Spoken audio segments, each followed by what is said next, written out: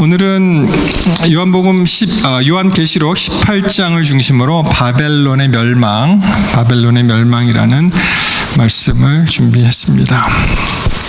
계속해서 우리 계시록을 함께 보시고 계신데요.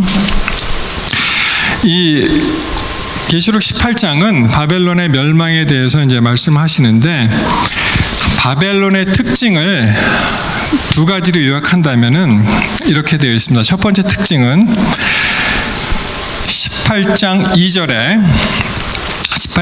2절하고 18장 16절을 이제 보실 건데요. 18장 2절에 보시면은 어떻게 되어 있습니까? 바벨론이 힘센 음성으로 외쳐 가로되 무너졌도다 무너졌도다 큰 성 바벨론이여. 여기까지는 사실 계시록 14장에 이제 나오는 그 둘째 천사 8절에 있는 그 말씀을 여기서 이제 응하는 그러한 말씀을 주신 것이죠. 계시록 14장 8절에는 비슷하게 이렇게 시작이 되죠. 또 다른 천사 곧 둘째가 그 뒤를 따라 말하되 무너졌도다 무너졌도다 큰 성 바벨론이요. 그리고 여기서도 뭐라고 되어 있냐면은 모든 나라를 그 음행으로 인하여 진로의 포도지로 먹이던 자로다 이렇게 되어 있죠. 마찬가지로 이게 18장에 와서 그 멸망에 관해서 이렇게 기록을 하십니다. 자, 무너졌도다 무너졌도다 큰 성 바벨론이요. 그리고 귀신의 처소와 각종 더러운 영이 모이는 곳과 각종 더럽고 가증한 새에 모이는 곳이 되었도다. 그래서 각종 귀신의 처소, 더러운 영의 집합소가 바로 바벨론입니다. 그리고 또 하나의 특징이 16절에 가시면 이렇게 말씀하십니다.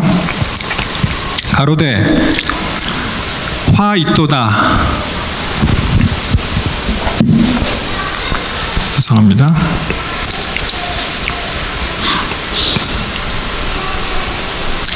화 있도다 큰 성 바벨론이여. 세마포와 자주와 붉은 옷을 입고 금과 보석과 진주로 꾸민 것이다 이렇게 되어 있습니다. 그래서 바벨론의 특징을 18장에 나오는 것을 근거로 두 가지로 요약을 한다면, 하나는 각종 더러운 귀신들의 더러운 영들이 모이는 처소가 바벨론이고요. 또 하나는 굉장히 부유함을 자랑하는 그런 곳이 바로 바벨론입니다. 그래서 요약하면은 아주 휘황찬란한 것을 미혹하여 휘황찬란한 것으로 미혹해서 각종 더러운 영으로 어떻게 해서든지 하나님의 백성들을 미혹하고 파괴로 이끄는 가장 최악의 상황이라고 할 수가 있죠. 바벨론이 그러한 집단입니다.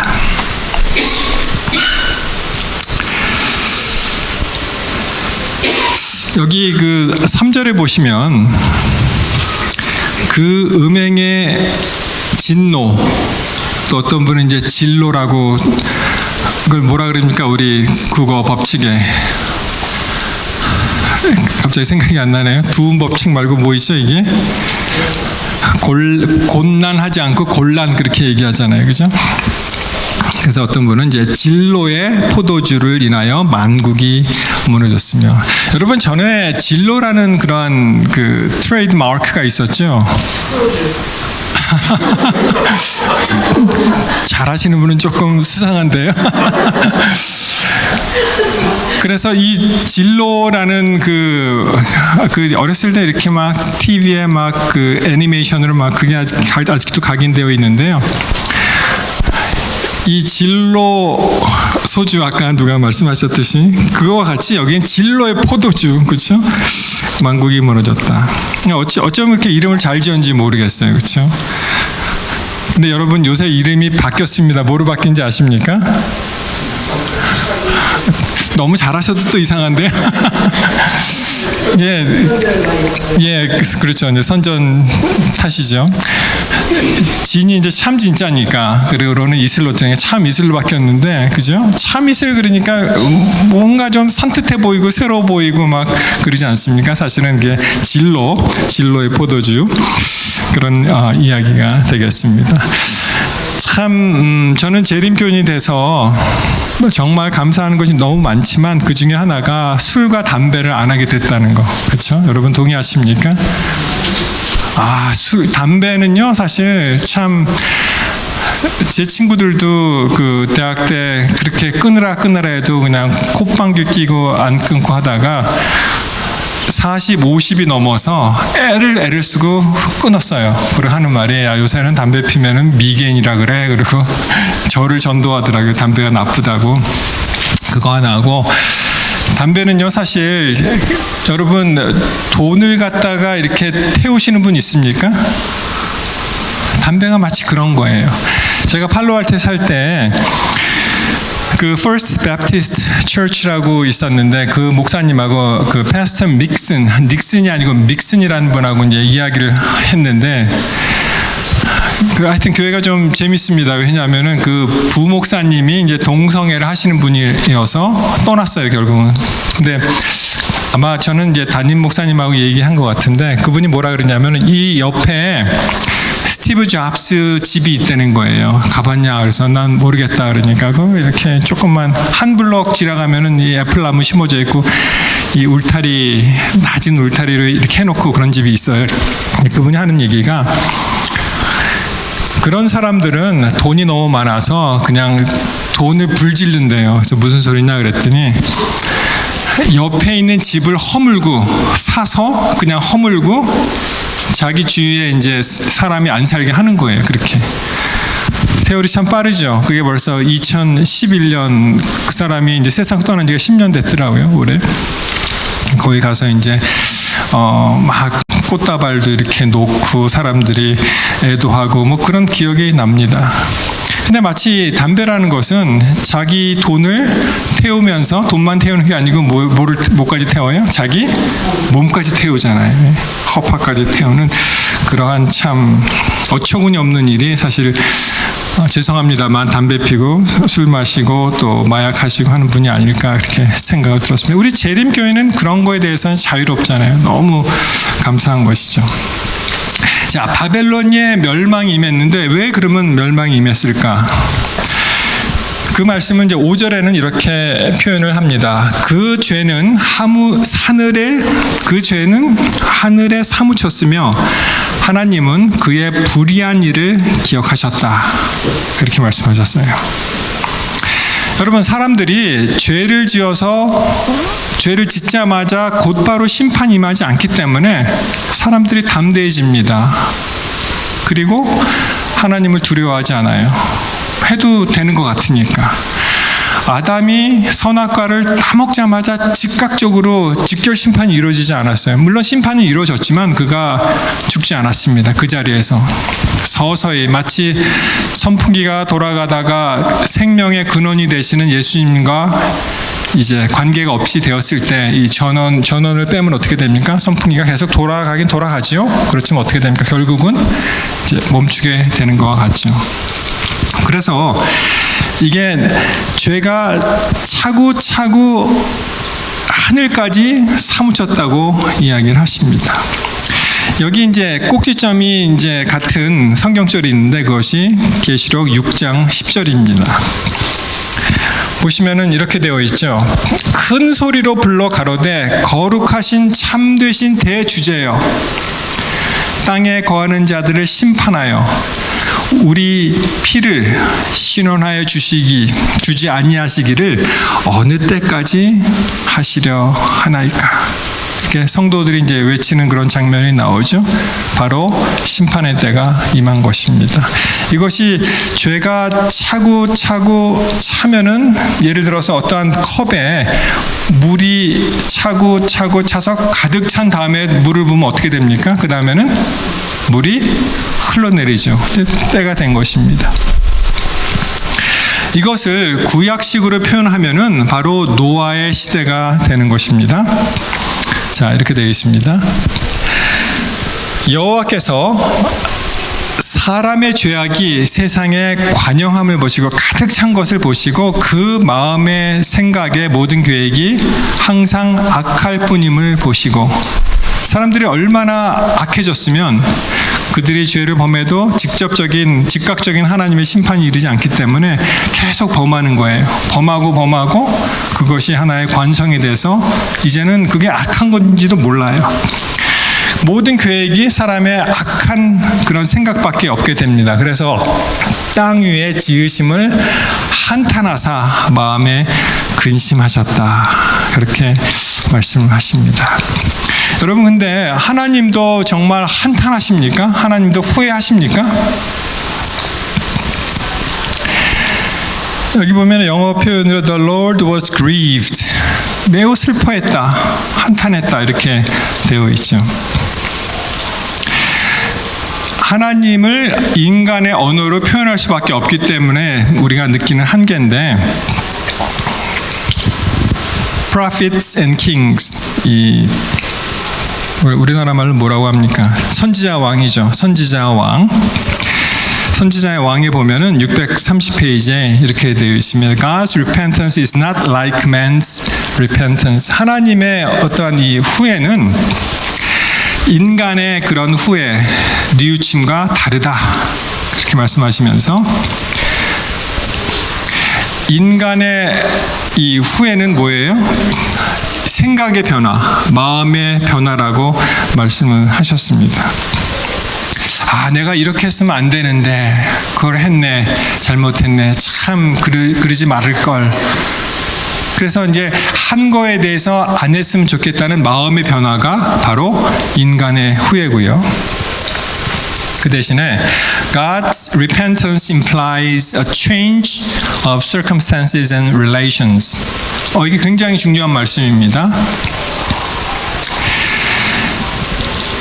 하나님의 후회는 바로 환경과 관계의 변화를 의미한다 하는 것입니다. 하나님의 후회는 우리가 생각하는 그런 인간적인 후회가 아니고 환경과 관계가 변하는 거예요. 노아 시대에 하나님께서 사람을 지으시고 한탄하시고 후회하셨다는 그런 표현은 바로 관계, 환경과 관계가 이제 변하게 되는 것입니다. 하나님께서는 언제든지 이 복을 주시도록 이렇게 내려주시기 위해서 다 열려 있었죠. 그런데 그 복을 찾고 버리고 하는 것은 누구에게 달렸다는 얘기입니까? 그것이 사람이 그것을 선택을 하죠. 그러면 하나님께서 관계를 정리를 하시는데 그것이 하나님의 후회라고 말씀을 드릴 수 있습니다.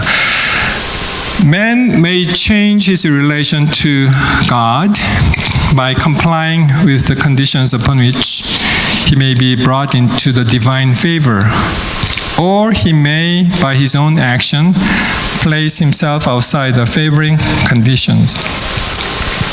그러니까 이제 인간은 하나님의 은총을 받을 수 있는 조건에 응함으로, 하나님께서 은혜를 내려주시는데 거기에 은혜를 받도록 그 조건에 응함으로 하나님께 대한 자신의 관계를 변화시킬 수 있고, 또 자신의 행위로 자기 자신을 은총을 받을 수 없는 곳에 둘 수도 있다 하는 것입니다. 하나님이 변하신 것이 아니고 바로 인간이 변한 것이죠. 인간이 그들이 선택을 해서 하나님께서 거기에 대해서 관계가 변하는 것입니다. 그래서 이 대목이 사울의 불순종에 관해서 말씀하신 것인데, 사울의 불순종으로 인해서 하나님과의 관계를 스스로 끊었으나 하나님은 어떻게 하셨어요? 하나님이 끊으신 것은 아니죠. 하나님께 간합하심을 받는 조건은 변하지 않았다고 말씀하십니다. 그러나 하나님의 요구는 여전히 동일했죠. 그래서 인간의 이 후회와 하나님의 후회가 이렇게 다르고, 이제는 죄가 넘치고 넘쳐서 드디어 하나님께서는 이 관계를 다시 정립해야 될 그럴 때가 온 것입니다. 여러분, 이 말세의 때를 또 무슨 때라고 합니까? 이 말세의 때, 이 말세의 때가 어느 때와 같다고 얘기했었죠? 성경 말씀에. 네, 감사합니다. 성경 누가복음 17장에 보시면 이 시대를 이야기하면서 노아의 때와 같고 롯의 때와 같고 그때가 바로 인자의 때라고 말씀하십니다. 인자의 때, 이제 예수님이 곧 오시는 그런 때잖아요. 그래서 in the days of Noah, Lot, son of man 그런 표현이 나옵니다. 자, 17장 26절에 보시면 잘 들어보십시오. 노아의 때에 된 것과 같이 인자의 때에도 그러하니라 하시는 말씀이, 노아가 방주에 들어가던 날까지 사람들이 먹고 마시고 장가들고 시집가더니 홍수가 나서 저희를 다 멸하였다 라고 말씀하십니다. 자, 질문하겠습니다. 여러분, 사람들이 먹는 것이 잘못됐습니까? 마시는 것이 잘못됐나요? 장가가는 것이 잘못됐습니까? 시집가는 것이 잘못됐습니까? 뭐가 문제입니까? 먹고 마시고 장가가고 시집가고 결혼하고 일상생활을 하는데 뭐가 잘못됐습니까? 잘못됐는데 말하는 게 잘못됐습니까? 네, 감사합니다. 자, 이것이 잘못된 것은 아니죠. 뭐 일상적으로 하는 거, 먹고 마시고 장가들고 결혼하고 시집가고, 그런데 하나가 빠졌어요. 하나님이 없습니다. 이 삶 속에 하나님이 안 계세요. 아무리 우리가 바쁘게 이 세상 생활을 하지만 그 삶 자체가 그저 다람쥐 쳇바퀴 돌아가듯이 먹고 마시고 일하고 학교 가고 직장 가고 돌아와서 또 잠자고, 그것으로 끝나면 안 된다는 것입니다. 노아 시대의 치명적인 약점은 하나님께서 계속 진리의 기별, 경고의 기별을 주셨는데도 그 사람들이 하나님의 경고의 기별, 진리의 기별을 거부했다는 데 있습니다. 마찬가지로 이 말세에도 하나님께서 여러 가지 방법으로, 수많은 방법으로 계속 말씀하시고 견책하시고 올바른 길로 인도하시는데, 우리가 그저 매일 아침 일어나서 먹고 마시고 결혼하고 직장 가고 학교 가고 하면 한 가지가 빠졌는데, 하나님에 대한 말씀을 우리가 기억 못한다면은 노아의 때와 같은 그런 삶을 살 수 있다는 것입니다.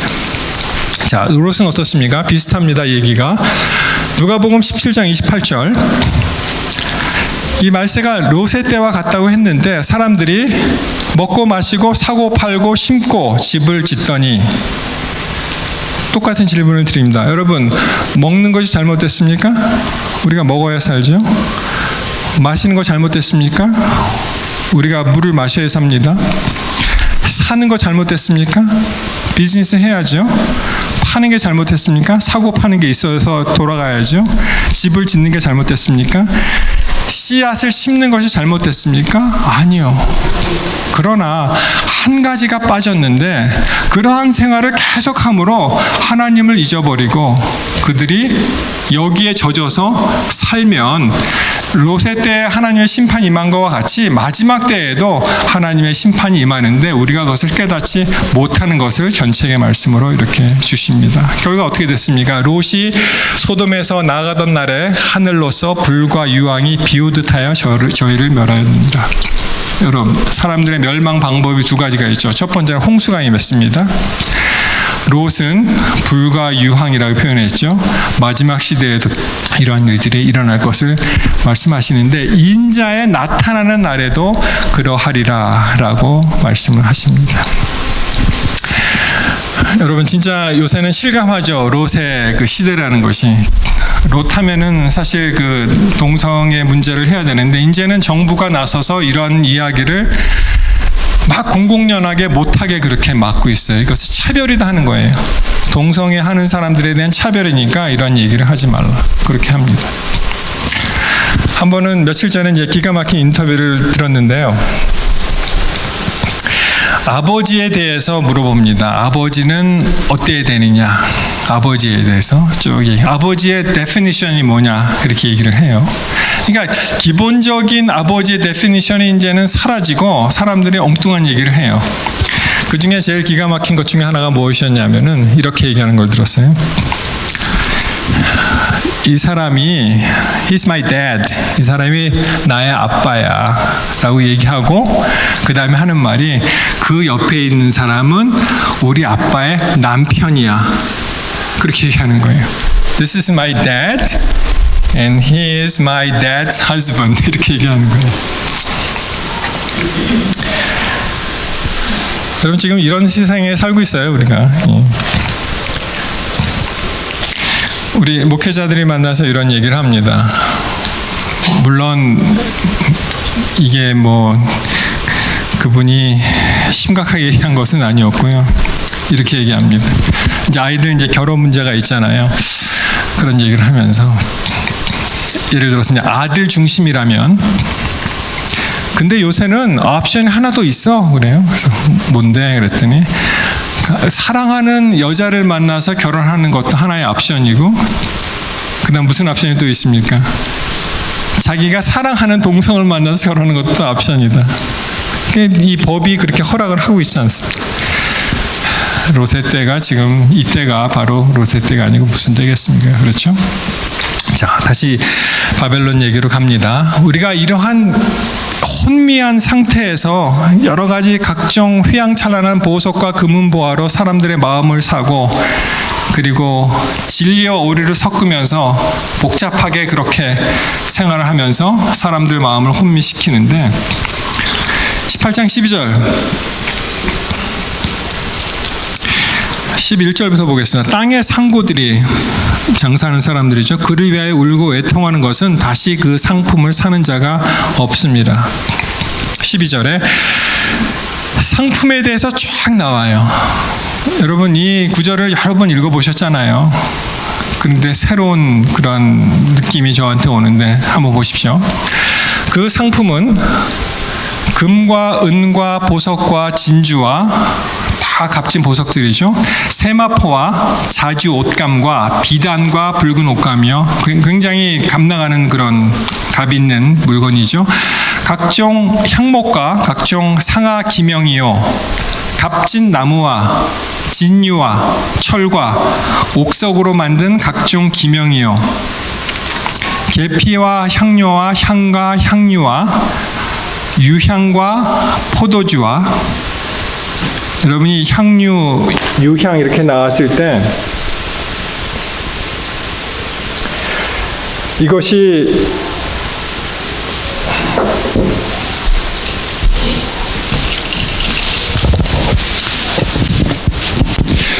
예수님 당시에도 이런 그 예수님 탄생하셨을 때, 그리고 돌아가셨을 때 나왔던 그런 품목들이죠. 그리고 포도주와 감람류, 고운 밀가루. 구약 시대에 곡식과 기름과, 그리고 그 곡식과 기름과 포도주, 감람류, 고운 밀가루, 뭐죠 이게? 곡식과 기름, 이 상투적인 표현은 일상생활에서 굉장히 필요한 그러한 품목입니다. 식량을 나타낼 때. 그리고 보세요. 소와 양과 말과 수레와 종들과. 그 다음에 무슨 말씀인지 아세요?